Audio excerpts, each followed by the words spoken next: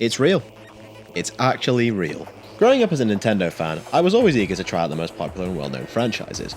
I find it relatively easy to trust the quality of their big brands, so when something would catch my attention that I'd not played, I'd always be willing to give it a go. But despite this mentality, Metroid wasn't really a series I ever gave much attention. I played a bit of Metroid Prime 3 years ago, and while I remember liking it, I never actually finished it. I didn't give Metroid another thought after that though, especially after seeing the reception Federation Force received upon release. But when Samus Returns and Metroid Prime 4 were announced, I decided to finally jump onto the Metroid train. And I'm so glad I did. Metroid may not be one of Nintendo's biggest moneymakers, but goddamn it really should be. As of this video, when it comes to 2D Metroid, I've already covered all the bases, all the way to Dread, which is absolutely fantastic. There's a reason the genre this game helped set the foundation for is still to this day referred to as Metroidvania.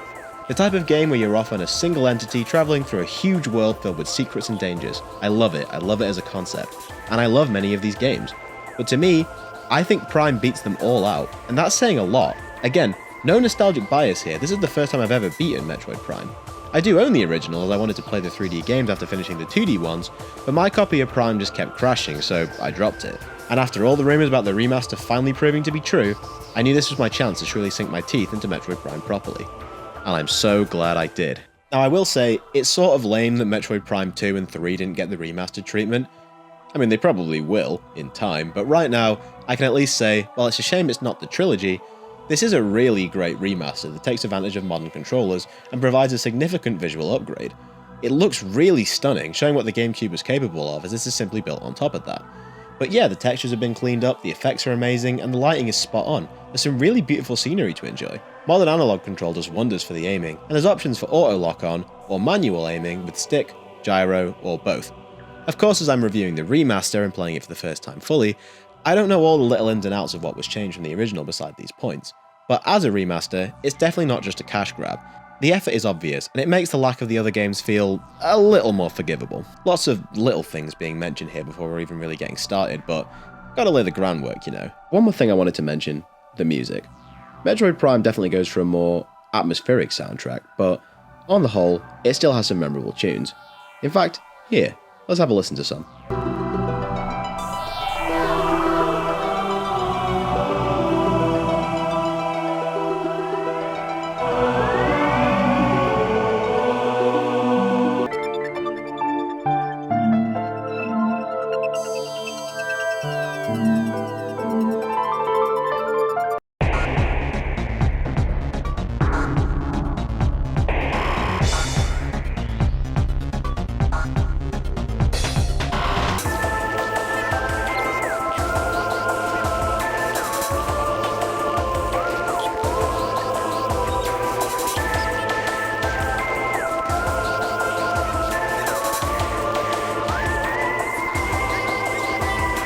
Now, while technically this game's been out for years, this is the first time it's been released in a while, so the story spoilers are at top levels.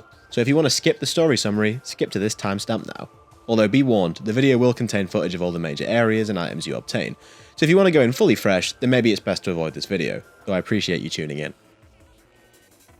Metroid Prime canonically takes place just after the events of the original Metroid, but that doesn't really matter as Prime is really a self-contained story, as the very overdramatic narrator tells us. The cosmos. In the vast universe, the history of humanity is but a flash of light from a lone star. Good God, that's a bit much, don't we think? Anyway, Samus intercepts a distress signal from the space pirate frigate Ophion. Upon arriving at the station, Samus discovers a disastrous scene as many of the pirates on board have been murdered, and the others are clinging onto life, trying to take Samus down with them. Upon investigation of the space station, we find out that the space pirates have been experimenting on wildlife with a substance known as phazon, and we quickly learn that this stuff is damn dangerous and really shouldn't be messed about with. And well, the pirates paid the price as we've seen. After fighting an enhanced creature known as the Parasite Queen, the station begins to self-destruct and we have to fucking bail, but not before seeing the reconstructed space pirate leader, Ridley, who we killed in the first game. Bear in mind, Ridley killed Samus's parents, so you'd think she'd be a bit more shocked to know he was still alive and kicking, but she sort of just watches him before making her escape. Not before a stray explosion conveniently knocks all of her suit upgrades out of her. Samus escapes the station and chases after Ridley, heading to the planet below where she finds herself on the planet Talon 4. This planet has become the base of operations for the space pirates to extract the phazon substance, as they wish to use the phazon to create deadly soldiers. Now, The more we learn, the more we see how badly these experiments are going, although there have been some mild successes. This of course encourages Samus to shut the entire operation down, and after travelling through a few areas and getting her bearings, we learn that this was once a planet of the ancient bird race known as the Chozo, and that a great meteorite crashed into the planet and released a great poison across the land, the Phazon. This begins to mutate the wildlife, and made life pretty inhospitable on this world, but before the Chozo died here, they created a seal to stop the poison spreading any further, and to keep the creature they called the Worm at bay, until the prophesized hero would come and cleanse the world of Phazon. That, of course, being us. And in terms of story, that's it really. I mean, it's simple. Stop the space pirates from using Phazon and unlock the seal with the 12 artifacts that act as keys. But even then, most of this story is totally optional. Most of the game's story is told in optional scan logs, which you can read by scanning your environment. And I really like this, as it's not stupidly cryptic. If you scan everything you'll see, you'll learn about this world. The Chozo, the meteor, it doesn't take too much. However, we don't get much character growth. Samus is a total mute as usual, but due to this being a 3D game, I do find that a little disappointing. I mean, she's cool, but I'd like to have a little more. I don't know, maybe with Ridley? I mean, we only see the guy once more after the intro before the ending, so he barely gets any screen time. The Chozo are all dead, so they aren't about. Honestly, the most interesting characters to me are the space pirates, who we learn through logs are actually developing armors and weapons to directly counter Samus. They are aware she's coming and are willing to do whatever it takes to stop her, and I love how that's integrated into the gameplay. There's even a scan log that mentions how they tried to emulate Samus's morph ball, and every time it ended with a very squished pirate. That's brilliant. So, while I do like the scan logs, I do wish more time had been spent on the story. But at the same time, I appreciate that it could get in the way of the mood of this game. The lack of story may be a little disappointing, but the atmosphere of exploring a totally new world and scanning everything to learn about it, it works. It really works. And I'd be stupid to ignore that. Now, I'm breaking my own traditions already, but starting talking about this series of Metroid Prime sort of means I need to go into how it all works.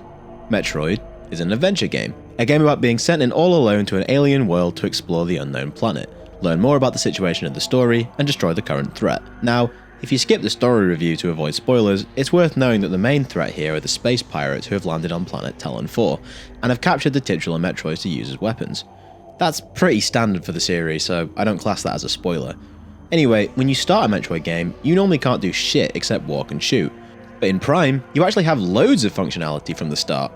For about 10 minutes, as after a blast from the exploding space station, your suit suffers mechanical failure and you lose pretty much everything except the abilities mentioned earlier. And the scan ability, which allows Samus to scan her surroundings for hints for progression, pirate data logs, or lore about the world around her. She can also scan enemies to learn about potential weaknesses they may have. So, yeah, lots of scanning to be done, but don't worry, it doesn't break the pace. I find it's natural, when you haven't got a clue about where you are, what's ahead, and what that weird creature with spikes coming out of his ass is, then it makes sense to want to scan it. It's not long after landing on Talon 4 where you start getting your powers back though, and it's the big thing that's exciting about a Metroid game. Finding new upgrades and abilities which allow you to explore previously inaccessible areas. You'll get your abilities you had at the beginning, like the Charge Beam, allowing you to charge your shots for more damage, the Morph Ball, allowing you to turn into a ball and roll through small spaces, the Various Suit, protecting you from environmental hazards, missiles, which really hurt enemies, and the Grapple Beam, letting you swing across large pits. That's how you do it, Rayman. But this is just the basis for Samus's arsenal, as there is plenty to discover on planet. Where to start? Well, there's mobility upgrades like the Space Jump, letting you double jump, the Morph Ball Boost, letting you dash in ball form and build momentum in these U-shaped areas, and the Spider Ball, which lets you cling to magnetic rails. I love these parts. Your suit also gets upgrades. Obviously you get the Various Suit from the start, which protects you from extreme heat, the Gravity Suit, which stops you having your movement impeded underwater, thank god, and then eventually the Phazon Suit, which 1 looks badass, and 2 protects you from the fatal Phazon substance, which I learnt the hard way. You get 4 different visors, combat and scan you have from the start. Combat is just the normal visor, and the scan visor speaks for itself. The thermal visor is something I don't really like, as I find it pretty hard to look at. It's just very extreme on the eyes, and when you're dealing with static enemies, it can be really visually overwhelming. However, from an immersion point of view, the level of discomfort I'm feeling makes sense for how Samus is probably feeling, and this game is big on detail, so it was likely intentional. I don't find the X-ray visor, the final visor, to be as visually overwhelming, and it's useful for finding what walls you can bomb to find secrets. In terms of beams, well, there's the Power Beam, which fires really fast and charges for a powerful blast. If you fire a missile from a fully charged Power Beam after finding the Super Missile power-up, you'll fire a super strong concussive blast that melts most enemies. It's great. Then there's the Wave Beam, which has electrical properties, allowing you to stun enemies and deal with certain types of enemies that are immune to other beams, at the cost of less power and a slower charge time. You can also find the Wave Buster, which allows you to deal continuous damage with this beam, but it costs a lot of missiles to use. It's faster than the base weapon though, but still a little slow to activate, but not as slow as the Ice Beam, which may as well be like a shotgun with its fire rate. However, the Ice Beam, as you might expect, can totally freeze enemies in place, leaving them primed for the picking with missiles, or just to keep enemies out of the way, and it's classically great at dealing with Metroids. The Ice Spreader missile shot is brilliant for just smashing enemies into tiny pieces as well, that's so satisfying. The Plasma Beam is a fast-firing, very powerful attack that just melts many enemies without needing to charge. It's awesome and essentially replaces the Charge Beam for me. And you can even upgrade it to being a fucking flamethrower, like yes, come on! Then we have Morph Ball Bombs, letting you destroy small walls and escape from Metroid's captures, as well as do a technique called bomb jumping to reach higher areas, where you'll often find hidden items. It's a little finicky to get going, but you'll get the hang of it, and it's easier when you can just jump with the Morph Ball, something that I believe was added in the Wii Remaster and retained here. You also get Power Bombs, which just, yeah, they are powerful, and they also open up passageways. Christ, that's a lot of upgrades, isn't it? But don't worry, the game spaces them all out to make progress feel natural. And it's exciting to be able to use a new ability in an area you previously passed by to find a new path or hidden goodies. Those hidden items can sometimes be the optional upgrades like the Ice Splitter, but most of the time it's missile expansions and energy tanks, which upgrade your missile capacity and health respectively. But they are still satisfying to find. Who doesn't like more missiles and health? So, you've got all these abilities. What do you do with them? Well, Talon 4 is a planet that is split up into 4 areas. From the lush but dank Talon Overworld to the wastes of the Fendara Drifts, every area brings its own challenges and enemies to deal with. These areas all interconnect, and it's up to you to explore these areas and find upgrades so you can recover the 12 Chozo artifacts needed to beat the game. The hunt for the artifacts is the bulk of the game, but you don't really find them in any order, you just have to hunt for them. It's not all bad though, as the statues in the Great Crater gives you hints of their location, and you can just re-explore the world before the end of the game when you have all the upgrades, so that you can leave no stone unturned if you get me. That's just what I did. Now, the game is sort of non-linear, while also very linear.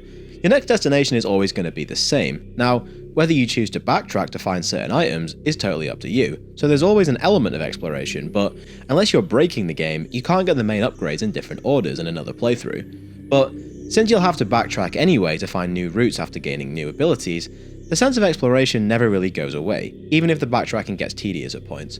There's no fast travel, and while getting where you need to be never takes too long on repeat visits due to puzzles already being solved, you will find yourself running through the same hallways often. However, there's rarely a time where you won't be able to find a new collectible on the way back, so that definitely alleviates the pain. And it means you get very familiar with the world, and I really like that. Again, it adds to the immersion of travelling through this mysterious planet. If you find yourself lost, you can bring up your 3D map of the area, which you fill in as you progress. You can also find map terminals which will show you the whole layout of an area, which is great. The map is good at showing you how rooms connect and showing you where you haven't been, but I wish you could leave markers to pin things you've spotted that you couldn't do anything about. It's just hard for me to remember where certain items are.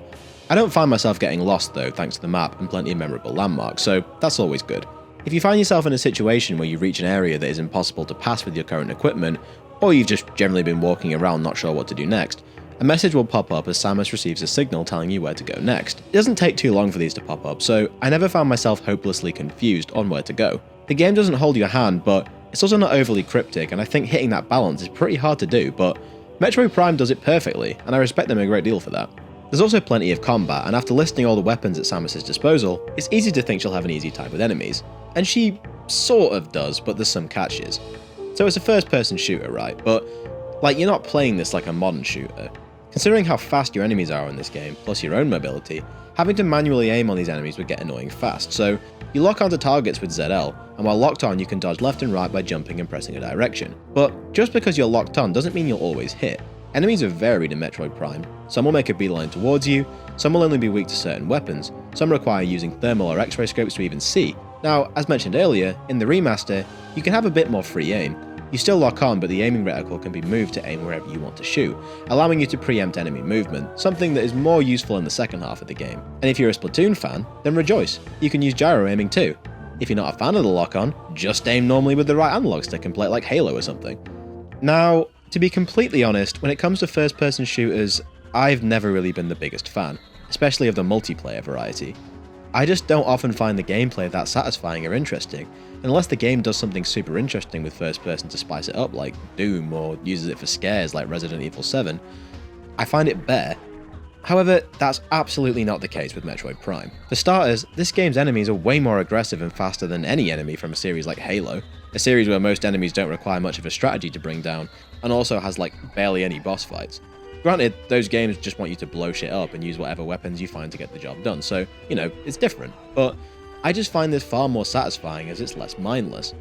There's plenty of enemies to face, whether it's the planet's natural wildlife, space pirates, or Metroids, and many enemies can drain your health pretty quickly. Not that I find the combat super hard or anything, but you will likely take a lot of damage in fights. Having boss fights is great, and many of them are really epic in scale, but some do go on for quite a while, and others have some odd strategies to defeat them. Often it's not just about blasting the enemies into next week, but using your tools to discover the weakness of the boss. And I appreciate that, as it is far less mindless, but it does get a little cryptic at times. I'll leave it at that though. The game definitely has an element of platforming, and for the most part it's okay. Though the first person view doesn't quite give me the best view, and sometimes I misjudge my position and fall off. The challenges you face don't just come from enemies, as you'll often need to solve puzzles in order to progress, and the game likes to keep you on your toes with what you'll have to do, cleverly using all of your abilities to great effect. This ain't like Zelda where you barely use some of the tools. Every ability gets worked out here. It's greatly varied and keeps me engaged while travelling through these locations. It's never too hard to figure out what to do, but scanning is your friend. I don't find Metroid Prime terribly difficult. In fact, the only 2 times I died were in Morph Ball sections, where the first time, I literally got stuck in the lava and couldn't escape for the life of me. That was total bullshit. The second time though, I tried to brute force a hazard and paid the price. And I mean I really paid the price, as dying in this game can really suck. Metroid Prime is old school. It has save rooms, which are the only place you can actually save the game. If you die, you don't get the option to retry anything, you just get kicked to the title screen.